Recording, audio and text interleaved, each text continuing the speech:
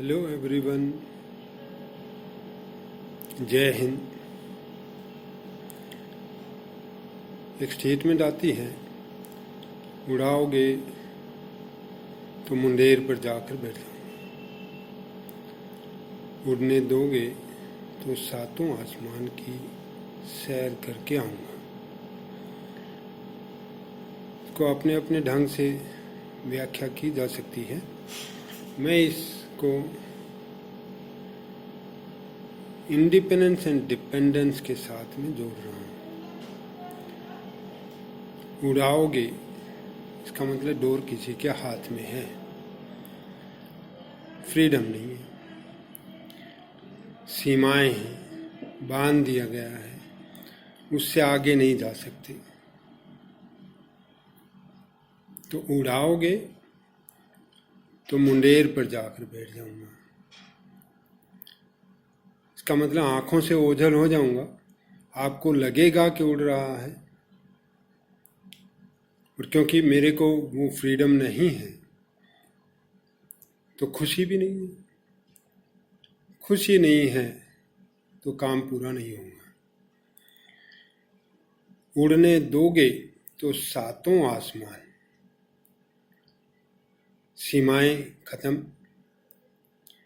Freedom, independence, खुशी, इच्छाएं, उन सब को पूरा करूंगा। तो इंडिपेंडेंस एंड डिपेंडेंस। इंडिपेंडेंस है जहां हम अपनी पूरी शक्ति लगाते हैं, अपनी इच्छा के ढंग से काम करते हैं, और वो हमारा अपना काम होता है। हम उसको देखते हैं कैसा किया है, उसमें सुधार की गुंजाइश है तो सुधार भी करते हैं। और जन्म से ही मनुष्य इंडिपेंडेंट होता है, उसको फ्रीडम है। इसके साथ में खुशियां जुड़ी हुई हैं। और डिपेंडेंस स्लेवरी का साइन है। स्लेवरी मतलब मिजरीज, कष्ट, दूसरे के नीचे काम करना।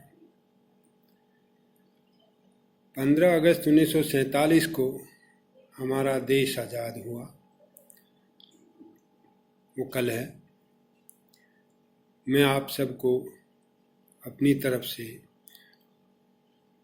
सब बच्चों को, अध्यापकों को, अभिभावकों को और पूरे राष्ट्र को इस इंडिपेंडेंस डे की शुभकामनाएं देता हूं, और आशा करता हूं कि इस इंडिपेंडेंस का हम पूरा लाभ उठाएंगे अपने साधनों और संसाधनों को का प्रयोग करके। हम हर साल ये 2 फेस्टिवल्स हैं स्कूल के अंदर, श्री कृष्ण प्रणाम पब्लिक स्कूल सिवानी, बड़े धूमधाम से मनाते हैं, 26 जनवरी और 15 अगस्त। 26 जनवरी हमने मनाया था, उसके बाद में मार्च 20 के बाद ये कोविड-19 ने पूरी दुनिया को जकड़ रखा है, और अपनी कुछ लिमिटेशंस हमारे पास में हैं काम करने की। उन लिमिटेशंस को ध्यान में रखते हुए ये जो इंडिपेंडेंस डे है, जो हर साल बहुत हर्षोल्लास के साथ मनाया जाता था, शायद इस साल ऐसा नहीं कर पाएंगे हम, फिर भी हम उन अपने महान योद्धाओं को, वीरों को, सपूतों को, जिन्होंने इस राष्ट्र के लिए अपना बलिदान दिया, उनको याद करेंगे, उनको सलामी देंगे, उनको ट्रिब्यूट्स पे करेंगे, अपने झंडे को सलामी देंगे। और इस उपलक्ष्य में कल सुबह 9 बजे Shri Hanuman Prasad Keriya ji, chairman of the school and Jai Bharat group of industries वो फ्लैग को सलामी देंगे और झंडा फहराया भी जाएगा. Floral tribute will be paid to all those martyrs who sacrificed themselves for the sake of this country, that we enjoy this freedom and then that we live in free environment on this motherland of ours. I salute them and I salute all those people, those who remember them.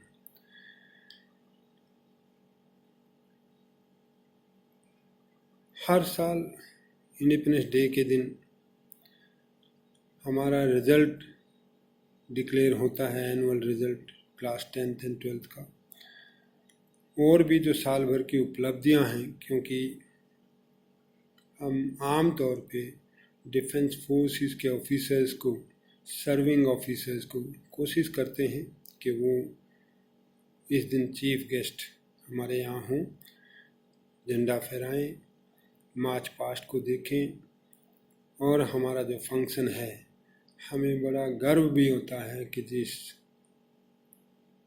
तरीके से हम मनाते हैं वो national level पे fit बैठता है.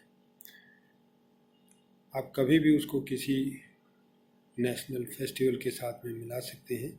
जो बच्चे इसका हिस्सा रहते हैं वो शायद यहाँ रहते हुए इस चीज़ का एहसास ना भी हो, लेकिन उनको बाद में पता चलता है कि हमारे जो फेस्टिवल्स हैं, ये नेशनल फेस्टिवल्स हैं, इनके अंदर वही जान है, वही एनर्जी है, वही परफॉर्मेंस है, वही सिमेट्री है जो एक कहीं पे भी नेशनल फेस्टिवल के अंदर होता है.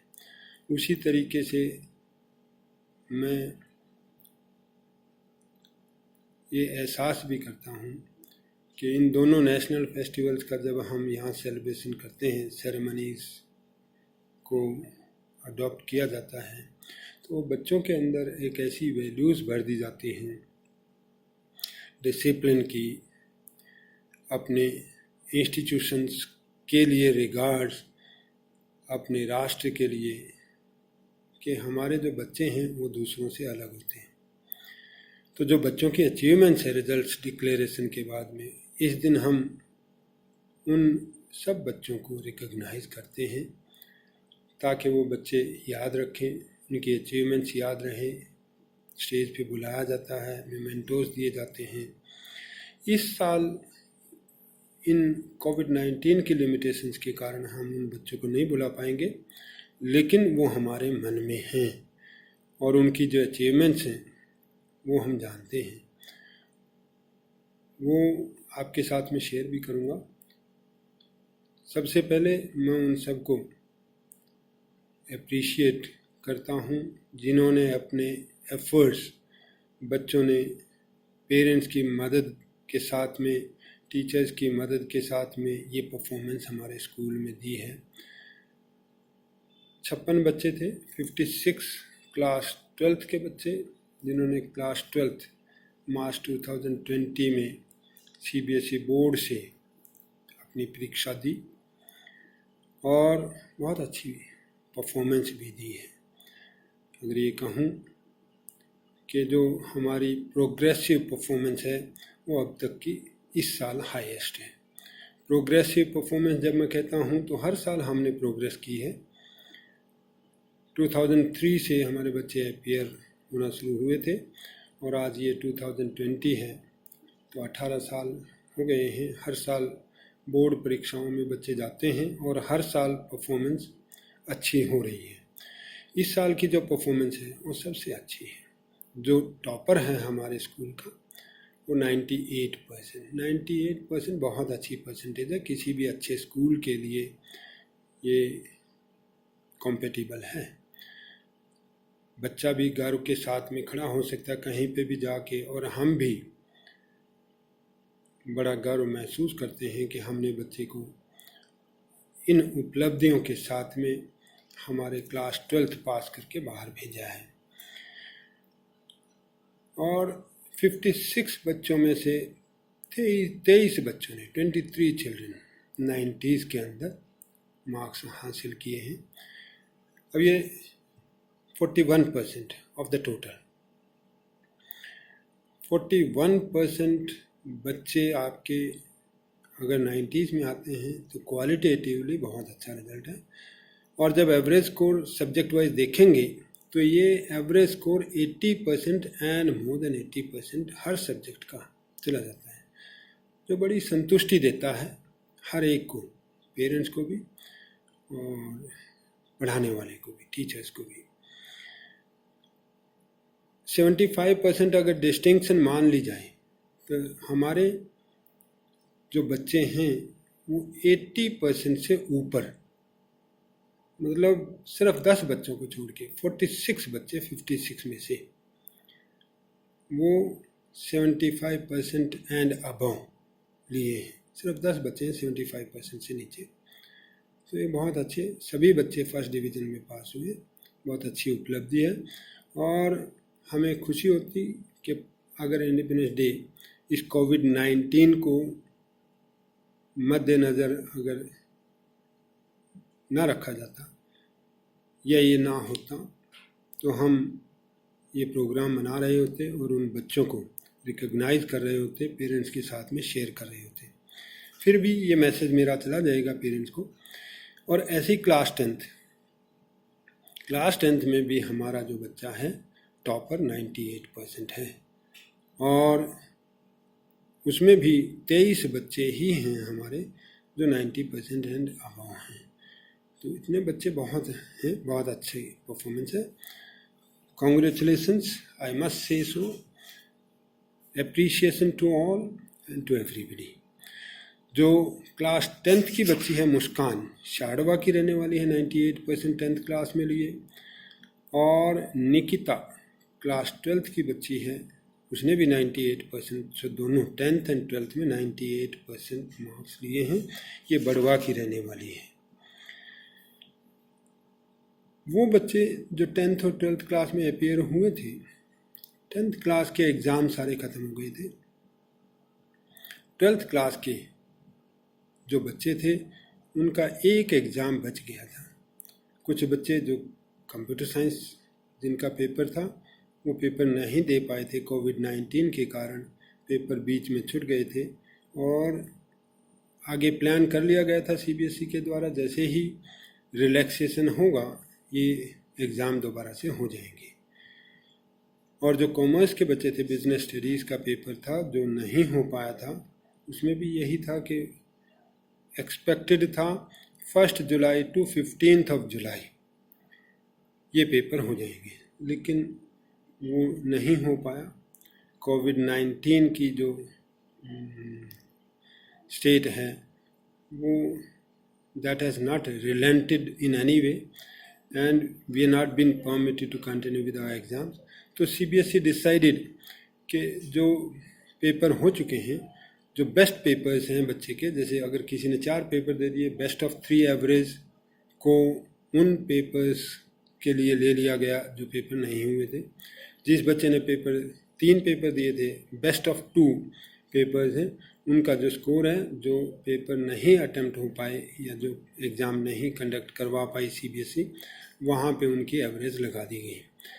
अब ये डिसीजन ले लिया गया है 13 अगस्त से, कल ये सर्कुलर आया था, और मैं सारे पेरेंट्स और बच्चों के साथ में ये शेयर करना चाहता हूँ कि ये ऑप्शन है, एवरेज लगा दी गई है, आपको मार्कशीट मिल गई है, वो मार्कशीट वैलिड है।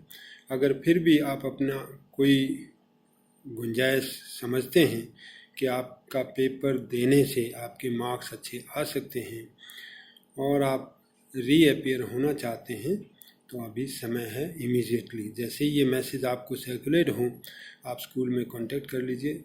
दोनों ही ऑप्शन हैं। पहली बात तो कि आपको पेपर देना है या एज इट इज़ जो मार्क्स लगा दिए गए हैं वो एक्सेप्ट करने हैं।